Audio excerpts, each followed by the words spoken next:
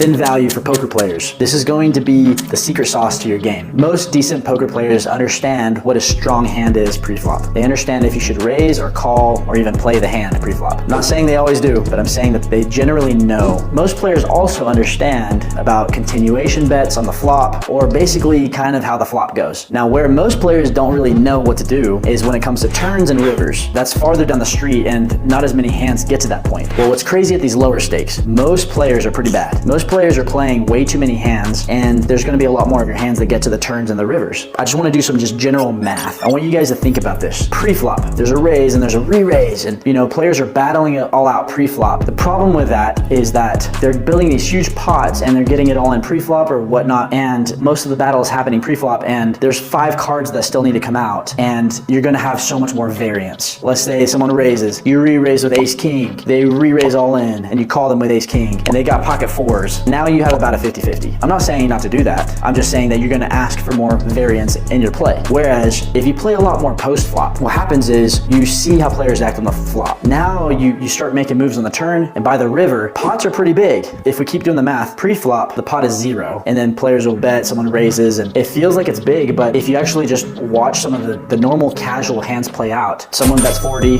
someone calls, and someone calls on the flop. There's already 120 bucks there, right? People start betting and they build these huge pots that by the time the turn and river comes, these pots are pretty juicy, and a lot of times nobody actually has that strong of a hand. What I'm saying is you can keep battling pre-flop, you can keep trying to win your pots on the flop, or you could just kind of keep that up and start learning turns and rivers where the pots are the biggest and most players have the least experience. So do you want to play small pots where everybody kind of knows what to do, or do you want to play big pots where nobody really knows what to do? Pretty common sense, but it's something we don't think about a lot. So by you studying certain scenarios, you start thinking about turn strategy and river strategy, you're going to significantly increase your win rate. My win rate tripled once I started learning how to play turns and rivers because I was winning a lot of these pots and I was getting thin value. So thin value is really where your income starts really getting a lot higher. You're gonna bet $150 into a $400 pot. You're gonna get called by players they have really bad hands. They just feel like, oh, there's a lot of money in this pot, I better just call down with third pair, and you have a straight or something crazy, right? And they'll call it because the mistakes that people make is they call way too loose on rivers and things, and they'll fold too tight. What I'm saying is study on how to get that thin value, and you will see your profits significantly increase.